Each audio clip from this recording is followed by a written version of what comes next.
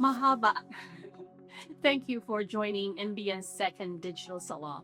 I am your host, Ms. Mitchell. We're broadcasting live in this cozy podcast studio in Washington, D.C.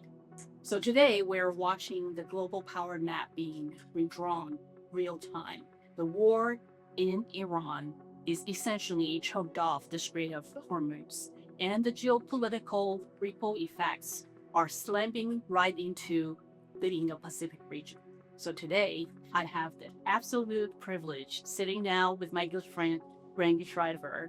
Uh, Randy is truly one of the leading policy minds in Washington when it comes to China, Japan, Taiwan, and Indo-Pacific. I'll tell you a bit more about Randy. Randy has shaped the U.S. strategy at the highest levels, and he has served senior roles in both State Department and at the Pentagon. Today, he is the chairman of the Institute for Indo-Pacific Security, IPS, and chair of the bipartisan U.S.-China Economic and Security Review Commission. So, Randy, welcome. Thank you for joining us today. Thank you very much. I should take you everywhere with me. That's a great introduction. Thank you. Very kind. Thank you. And we're going to dive right into the breaking news today. We're in Washington, just a few blocks down in the White House. The Japanese Prime Minister Sane Takaichi is visiting President Trump, and they just had a meeting. We had a press break. She told President Trump that President Trump is the only person who can achieve peace across the world, and she immediately condemned Iran. We have the clip. Allah, let's take a look. でイランに関してはもう核兵器の開発、これは許されてはならないことですから日本も働きかけをしてきました。 And speaking of the situation in Iran, Iran's development of nuclear weapons must never be allowed. And that is why we, Japan, have been urging them and also reaching out to other partners in the world. Mr. President, are you fully satisfied with the level of support that you're getting from Japan on Iran, including around minesweepers? We're going to be speaking about it today. We've had tremendous support and relationship with Japan on everything. And I believe that based on statements that were given to us yesterday, the day before yesterday, having to do with Japan, they are really stepping up to the plate. Yes. So, in the meeting, President Trump also praised Takaichi multiple times and congratulated her on her win in the election. Yeah. And the interaction between the two of them this morning, I think it can be better. It's a very delicate diplomatic dance. Prime Minister Takaichi, before she came for China, basically, because the president was going to China at the end of the month. But then Iran happened. So how do you see her visit this time? And what's the best can she deliver for Washington? Yeah, well, she's coming in a very strong position, as you mentioned, the election victory. And for those who don't follow Japan as closely, I mean, this was truly a historic landslide for Prime Minister Takaichi and the LDP. So she comes in from a position of strength, which of course President Trump respects and admires. You are also correct that this is a relatively new issue for them to navigate. It was going to be a discussion about China, but look, even Iran has something to do with China.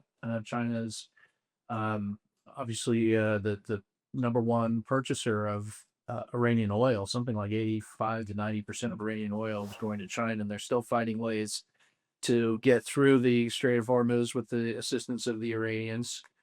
So it's not unrelated, but yeah, I think Japan's immediate concerns right now are the increased costs of energy and what that's going to mean for the economy and the prospects of her economic plan, how they can support the United States as an ally. You mentioned her declaratory statement about condemning Iran.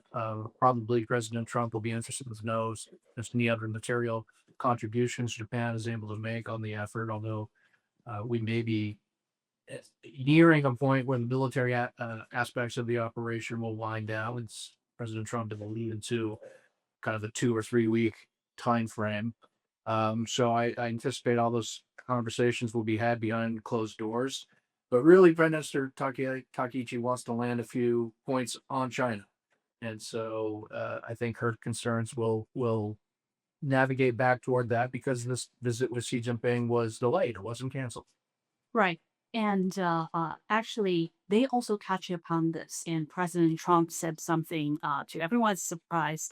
He publicly said when he goes to China, which he said the time is set, it will be in 5, 6 weeks. And when he goes, he will sing Japan's prayers to the Chinese. Mm, And I think for Takaichi, this summit is probably already off to the right direction. yeah. Yeah, Japan has a bit of a neuralgia about U.S.-China relations going back to the 1970s. There's even a phrase for it called Japan passing, where U.S. presidents in the past have wanted to deal with Beijing and try to manage regional affairs, manage global issues even, notwithstanding the fact that Japan is the actual treaty ally. And so I think President Trump and the relationship that he has with Xi Jinping, we're a bit concerned that there might be a version of that with his visit to China, but I think if he's signaling that he'll bring Japan's interests to the table into the conversations and be mindful of the importance of the alliance, that is a very significant and positive step. And we also saw reports already saying that Japan is going to announce a massive 40 billion deal for Japan's Hitachi to build nuclear reactors in Tennessee and Alabama. Do you think this is something that would help Japan to also gain its leverage with the U.S., basically its only formal treaty ally? Well, back to the trade framework agreement that was struck, Japan made huge pledges, 550 billion US dollars, I believe. And so the question since then has been, how does this get filled up? What's going to be in the bucket? And so that's a lot of money. And I think identifying particular projects at this point really helps kind of see that this will be implemented. Japan will remain committed to it. It's got to be viable commercially. It's got to help Japan's industry as well. And it sounds like this deal is right in the wheelhouse. Yeah, and I uh before Takaichi left Japan for the trip, she's facing a lot of pressure internal, about how Japan should deal with the US at this moment. And she said explicitly that under Japan's pacifist constitution, she's going to tell Washington what she can and she cannot deliver. And what do you think in terms of uh, Japan's delivery this time? What's the bare minimum? Like the trade deals, some kind of ice sweeper. Uh, what would be something later today that both sides will be satisfied? Yeah, it's a good question. I think her willingness to really kind of define the realm of possible is really important here because this is fairly niche, nuanced stuff to understand what Article 9 of the Japanese Constitution says, how it's interpreted, what the associated laws that have been passed through the Diet mean. But it still likely means that, well, combat's going on. Japan is not going to be deploying assets into the region alongside the United States. So that's an expectation that I hope everybody's in an appropriate place for that. But you mentioned minesweepers. I remember the first Gulf War, after the shooting war, the Japanese sent 4 minesweepers, which was a huge deal for them at that time. That was really first major out of area deployment since World War II. So there is some precedent, there is some muscle memory for how Japan can contribute and still remain consistent with their constitution. So I expect they'll be exploring that. Yeah, and there's also a important aspect here. Uh, when we talk about Japan-U.S. security alliance and the region, uh, Taiwan is something that we have to discuss. And the reason why the current state of Japan-China relationships is tense, partly because Prime Minister Takaichi statement on Taiwan, she last year said, if Beijing invades, Japan will consider come to Taiwan's defense, and everything happened from there. So can you talk about how like in this triangle, Mhm. in the current situation, uh, how should Japan work with the U.S. on the Taiwan issue? Yeah. Well, I think China was upset because she said what she said about Taiwan constituting a survival threatening situation. And the language, it's not very good English translation. That sounds better in Japanese, I assume, but it is the language from the Diet legislation that allows Japan to then engage in collective self defense. So that's really the key that caught China's attention. But the Chinese were already concerned about the direction Japan was going and the U.S. Japan alliance was going. Japan has doubled its defense budget. They said they were going to do it in 5 years. They did it in 3. They've introduced counterstrike capabilities, which have the capability of striking mainland China. They've reinterpreted the Constitution, which then allowed them to talk about different roles and missions. So there's a lot that China is upset about when it comes to the direction of Japan and the U.S.-Japan alliance. And Taiwan is definitely a piece of that. Um, I think much of this can be discussed behind closed doors, and really what the president and the prime minister need to do is direct the bureaucracies and the militaries to say this is a serious situation. We're committed to preserving peace and stability and deterrence.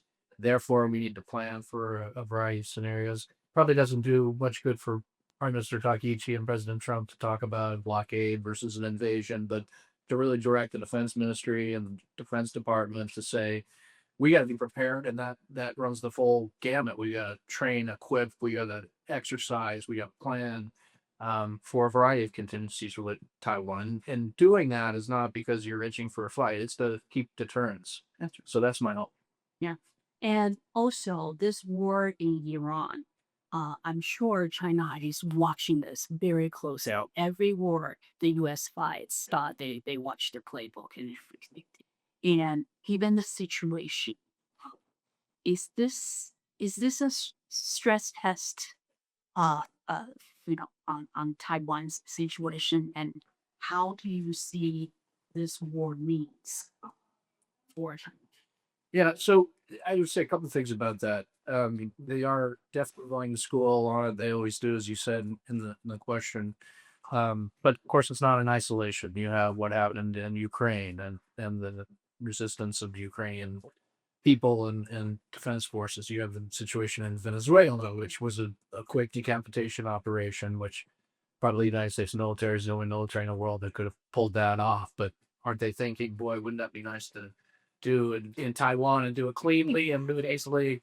And now they have Iran. So I think from the Chinese, they're trying to get their hands and minds around all of these things and really kind of extract the relevant lessons of modern warfare and conflict and how it might apply to them. But I think in the immediate term, it probably gives them some pause and gives them some sense of how difficult these operations can be. That's Ukraine. How capable the United States military is. That's Venezuela, and to date, we would say Iran, and really how much they have to be able to do for a military that hasn't seen combat since 1979, the People's Liberation Army. Right. So I think Xi Jinping is ambitious, and there's no doubt that he wants to accomplish this during his lifetime. But he's also pragmatic, and he doesn't want to put everything China has worked for at risk unless he's sure that they'll be successful. And at this point, I think there's a lot of data, if you will, out there to call into question whether that assurance is really strong enough. And of course, the highly anticipated visit by President Trump to Beijing is now postponed. He seems pretty confident that in 5-6 weeks they will make the trip.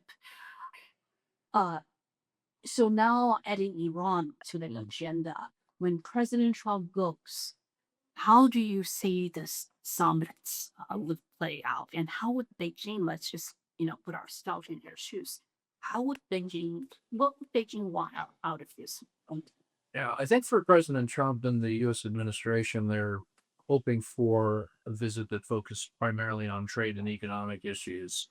They have this trade truce in Busan from last year, which gave us a temporary landing spot for tariffs, gave us uh, commitments on export controls. The Chinese were going to keep exporting rare earths, critical minerals. We were going to suspend other implementing measures associated with 301 investigation on shipbuilding and on and on. So they basically reached a truce, but they said it's a temporary truce of a year. So I think President Trump wants something that's more durable and in place that will address all of that.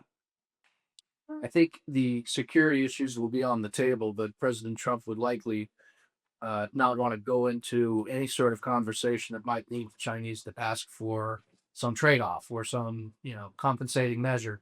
So he said the Chinese can help open the Strait of Hormuz. Okay, if they do that, isn't there going to be an ask from the Chinese side? And the second part of your question, what does China want? I think they want some concession on a major interest of theirs, like Taiwan, like the South China Sea, like things we're doing with other allies in the region. And I think President Trump, I've seen him negotiate. I was with him in Singapore and Hanoi when he met with Kim Jong Un, and in Hanoi in particular, I saw him walk away from what he thought was a bad deal. And he said publicly at that time, sometimes it's better to walk away than take a bad deal. So I've seen him, assess what the other side is after and rejected. So I think if the Chinese are putting something on the table that's not acceptable, I don't think we'll get that kind of. So maybe Taiwan should not be too worried. Would that be a bad deal for the U.S.? Yeah, Taiwan, 23, 24 million people against 1.4 billion people. They always sort of play nervous, right? And they have one major security partner, maybe one and a half if you would count Japan, but one major security partner. So obviously they take some degree of anxiety in play at any point when these meetings are taking place. But I think the track record has actually been pretty good, and that goes back to the first term. I think there's been enough continuing support on arms sales, a very large arms sales package, 11 billion plus at the end of last year. The ongoing military training, the Taiwan has its own trade framework agreement now, which has the tariff landing spot and the agreement on investment, etc. So I think there's been enough signaling back that we care and support Taiwan. But yeah, anytime they sit at the table, there's going to be a degree of anxiety about what can be agreed to while they're out the room.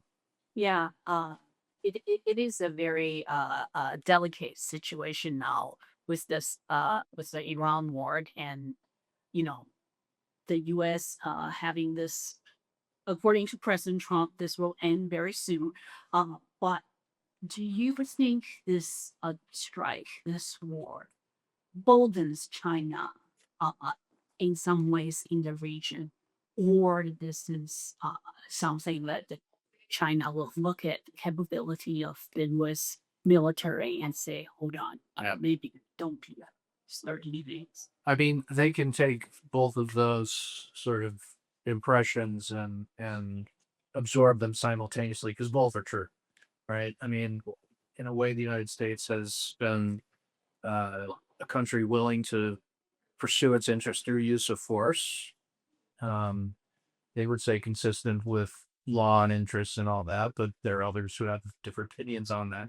So we've now used force in Venezuela and Iran. We've used force in Yemen against Houthis. So we sort of set that as a precedent, and I think China, when it describes itself as a peace-loving country, now I do think sees a precedent for using force from their perspective for a legal operation of dealing with secessionist Taiwan. But I do think on the other hand, they're seeing a very impressive military display. Munitions are being depleted, and they're probably making some calculation of, what does this do for our readiness in the Indo-Pacific? But nonetheless, they're seeing a very impressive military display. They're seeing the evolving nature of war in Ukraine and how that's going to affect their campaign plan. So I think, and that doesn't mention the purges, right? So and the purging flag officers out of the People's Liberation Army like crazy. I think they're probably in a position now of pause and reflect, absorb all these things before they move. If I'm wrong, that's a big thing to be wrong about. Well, we'll see. I'm pretty sure, in this state, China is being very careful. And on one hand, they're stressing a lot about diplomatic mediation, right? Like the Chinese special envoy to the Middle East has been traveling in the Middle East nonstop. And I think he was in Egypt yesterday. And then Wang Yi, the Chinese foreign minister, just met with UAE's special envoy in Beijing yesterday. So they're consistent in playing this role of this neutral mediator, diplomatic talks and all that. But do you see this war in Iran, even if it ends next week or anytime soon, do you see this as some kind of beginning of a change of Chinese involvement in the region? Would this be a power? Yeah. So I think we also have to acknowledge, yes, they've been playing this role of diplomacy and trying to promote peace.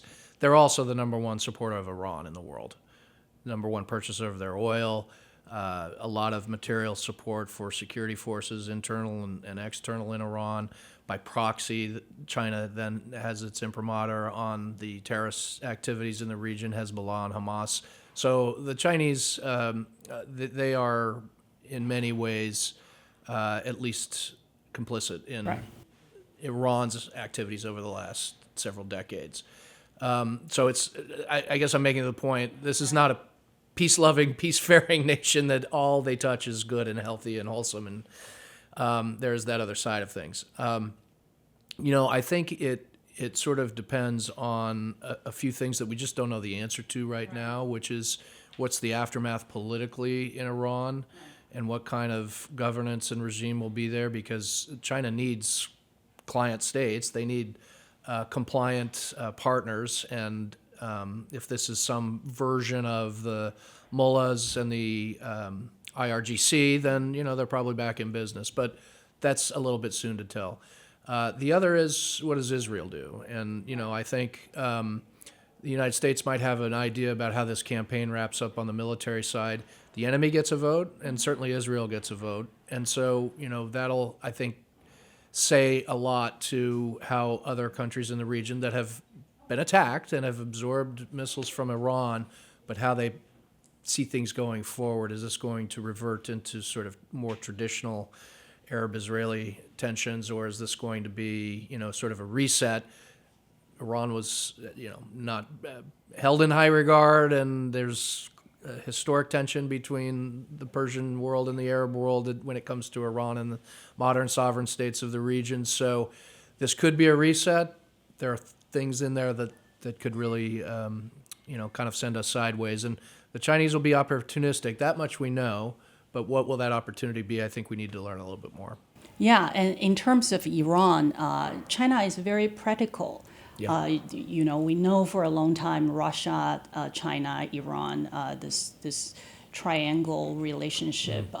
But this time, do you expect to see that China will just work with the next leader in Iran? And how is this going to impact China's policy or behavior? Yeah.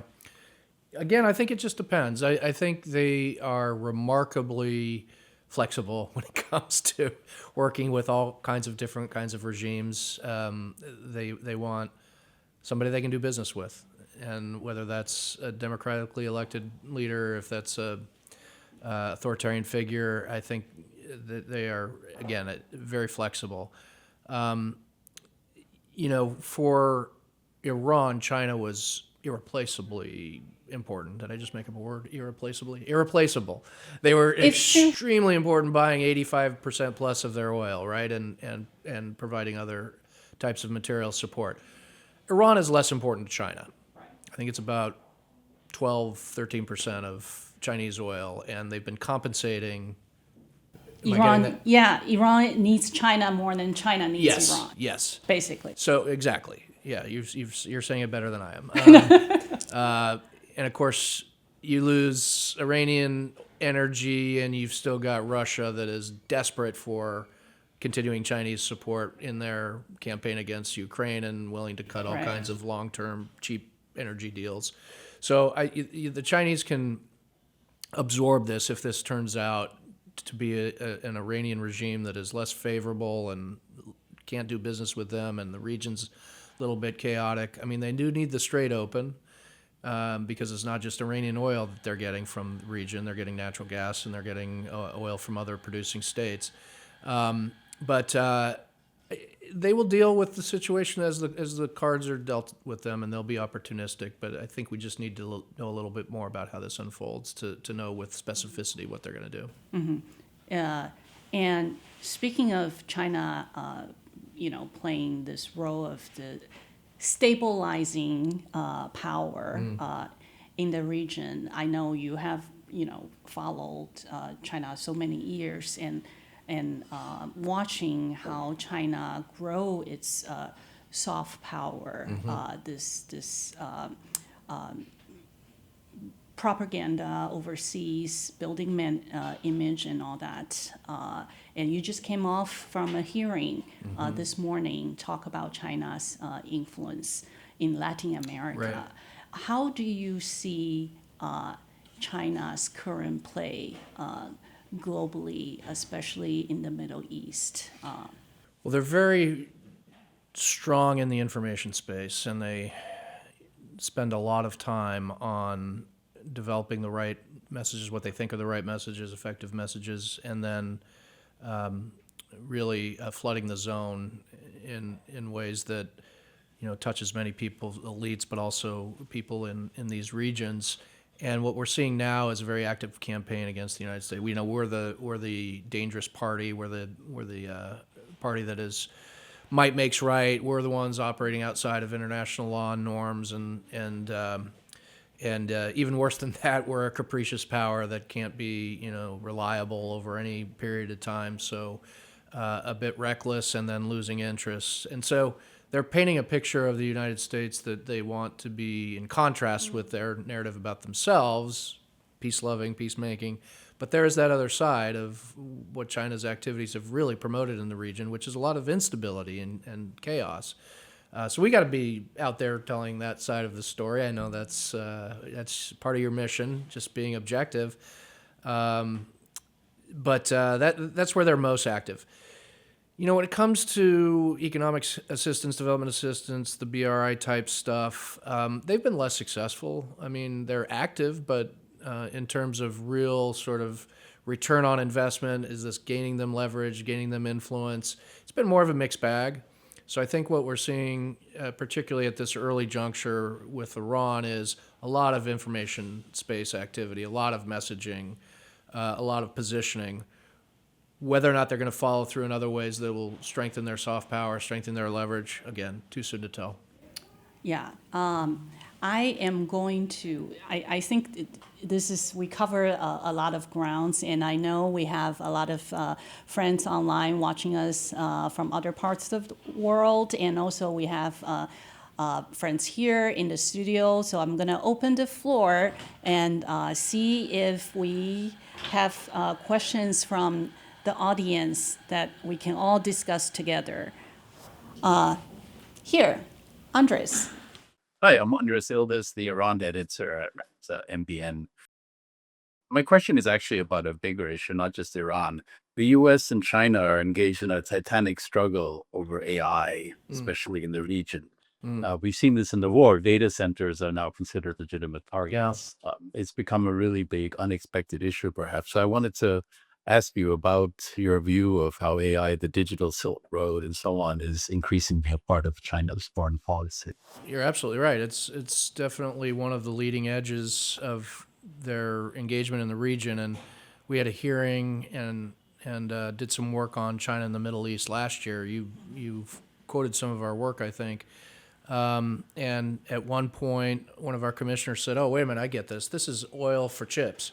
That's basically what this boils down to. That's probably an oversimplification, but I think we know that the countries in the region are very eager for this technology and modernization. They're very eager to, I expect they'd rather have access to both Chinese technology and the United States technology. But in many cases, we're still in the lead.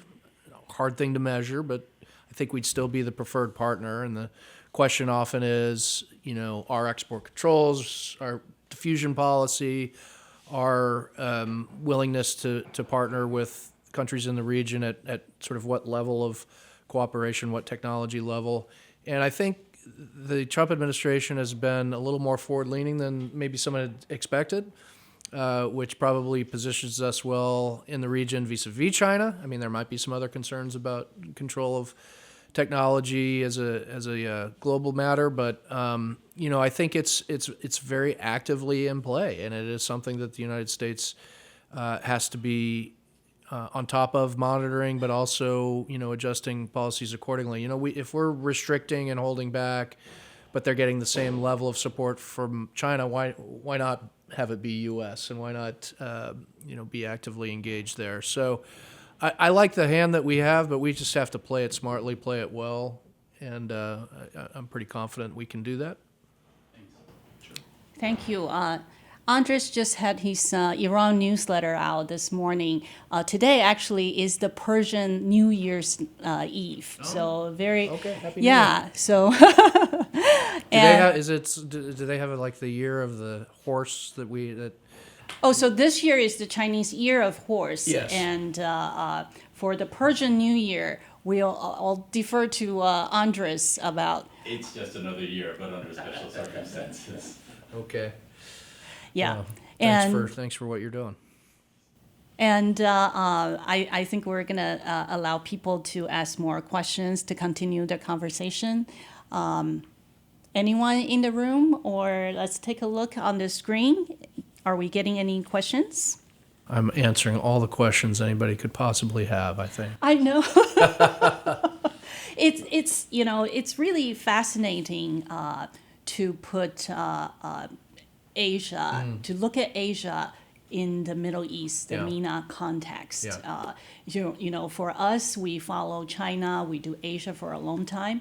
But at MBN, this is something that the region would look at China from a different angle. And now with this conflict, the situation is much more complicated.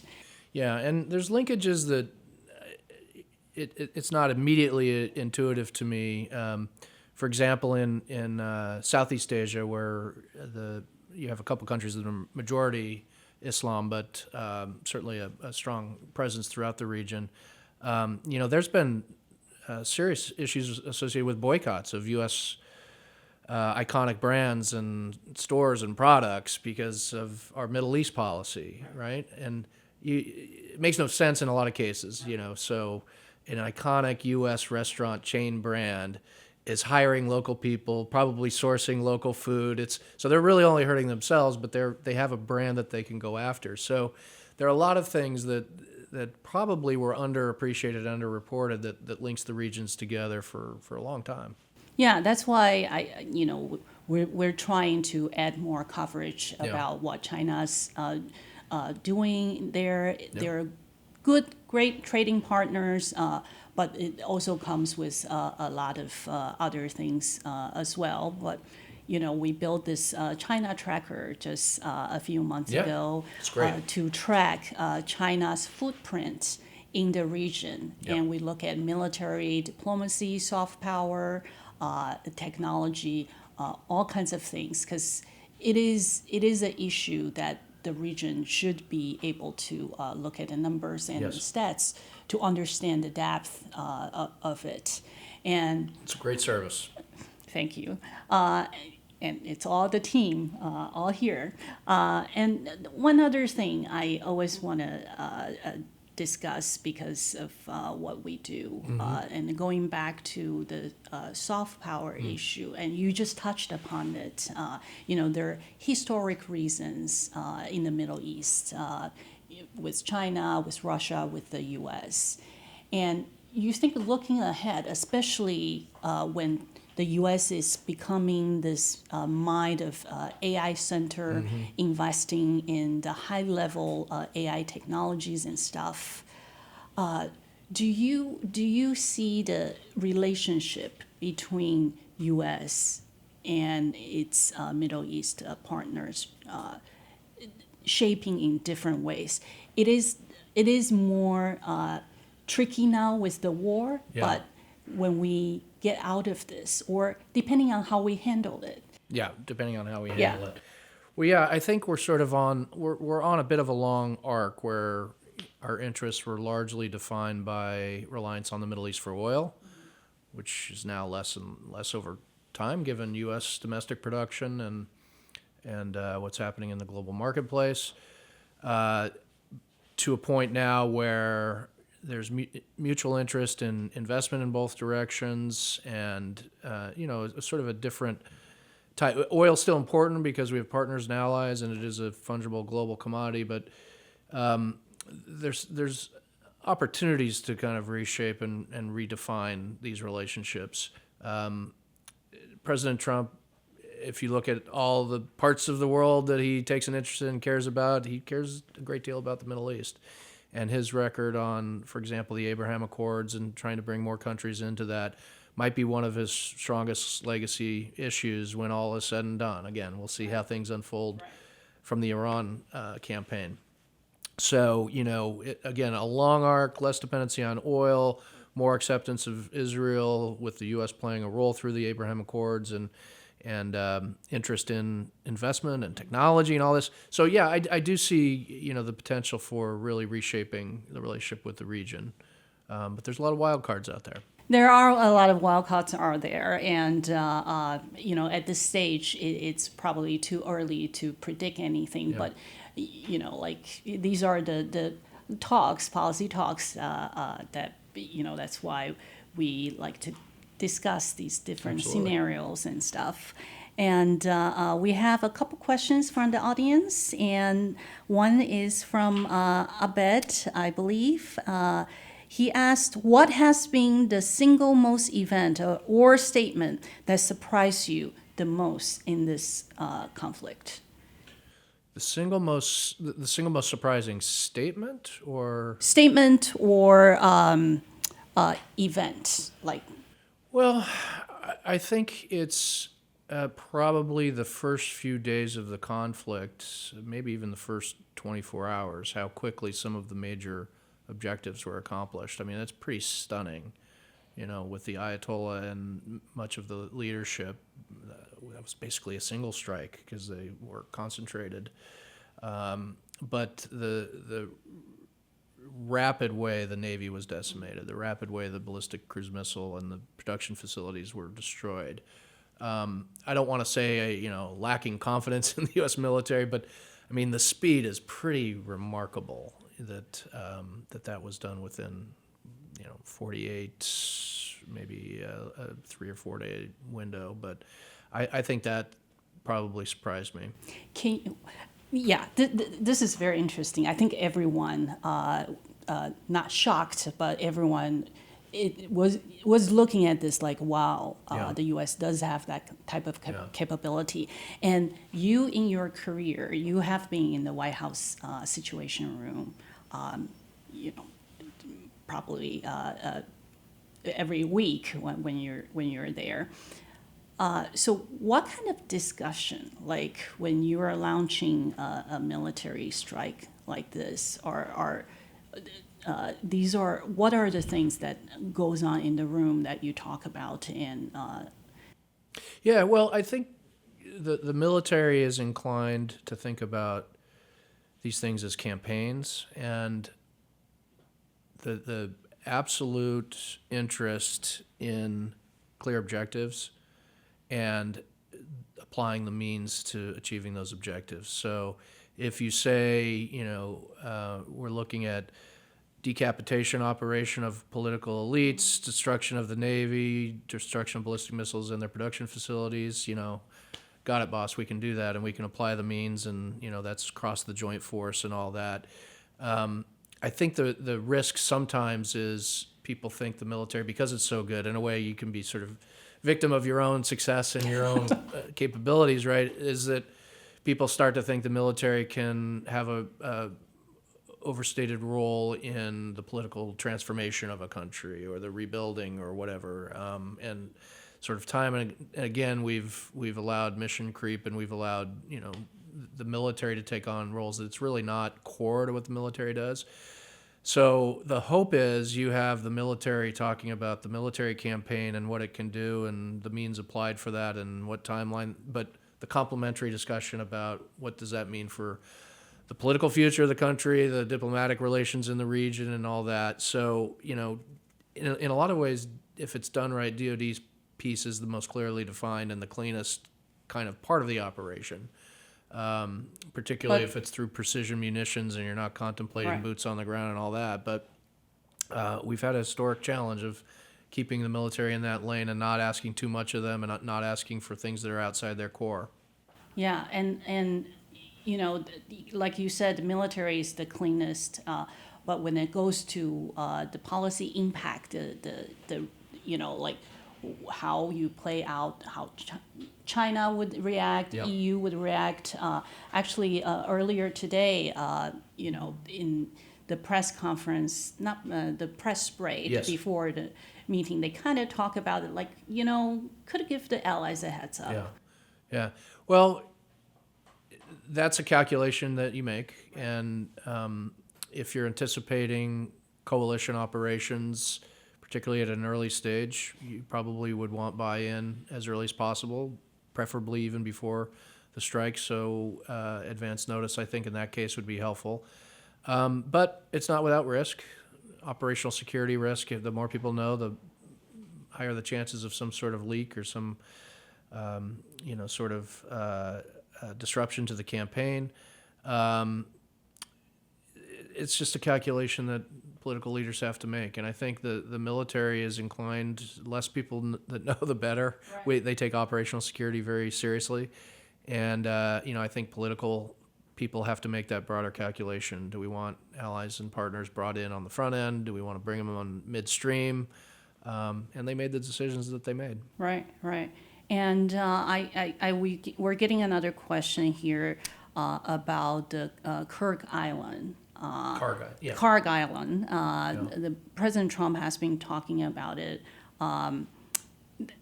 Is it likely still to happen, to take the island?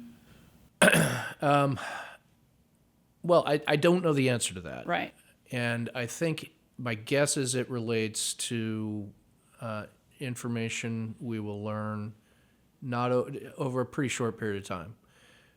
What I mean by that is, are they anxious to wrap up the military campaign? Right.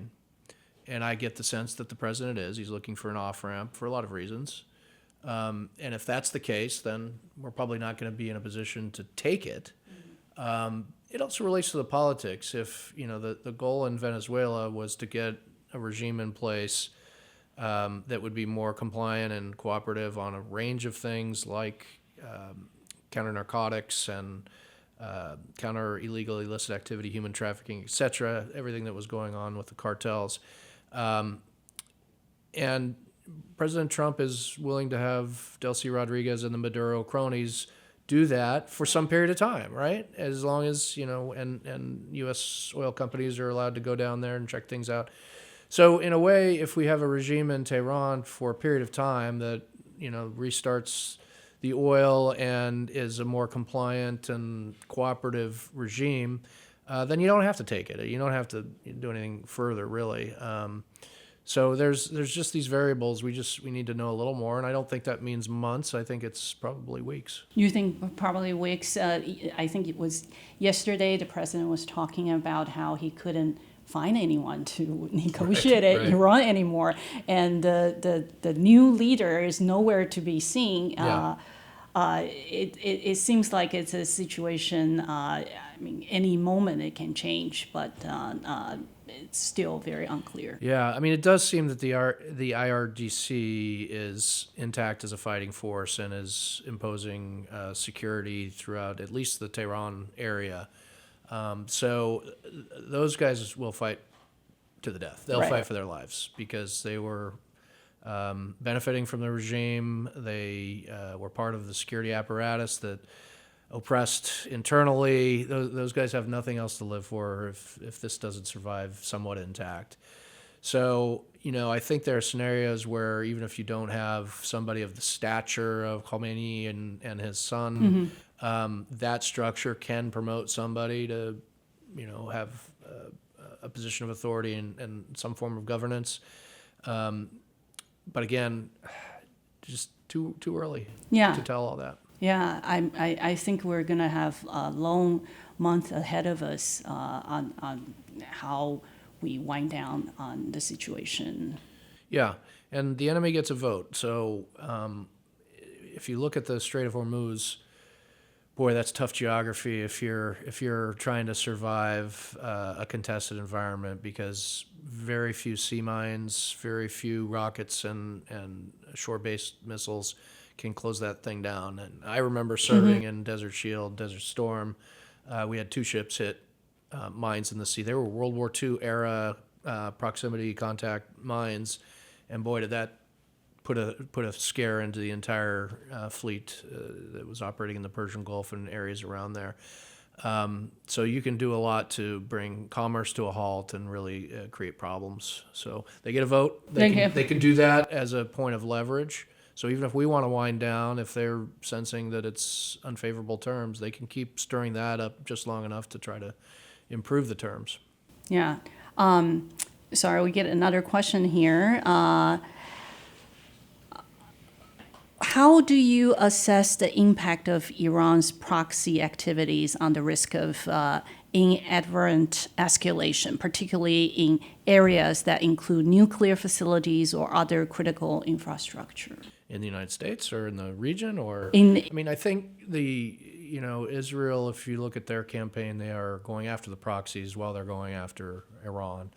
Does Iran have kind of a global network of proxies that might do sabotage or terrorist type activities in the United States? It's certainly things we're concerned about. I mean, if you look at some of the threats to some of our political elites, was Mike Pompeo, was John Bolton, was President Trump targeted by Iranian agents? I think there's some evidence that they were. So it's a risk, and it would sure be nice to have a Homeland Security reopened and funded and new. Well, that's another. I guess our secretary was voted out of the nominee, was voted out of committee. So hopefully they can resolve all that, because I think that's part of the architecture that helps keep Americans safe.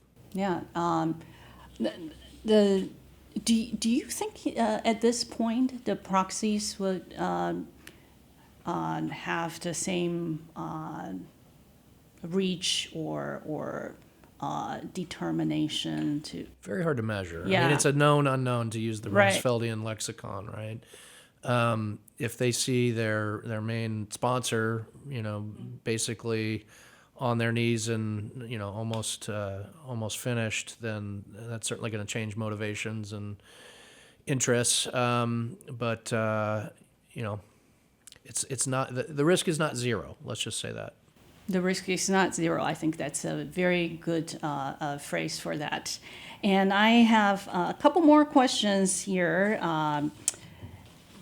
Just going back to the Indo-Pacific, if you had to define the current state of U.S. alliance in the Indo-Pacific, after this war, in just a few phases, like where we are now and what are the challenges looking ahead?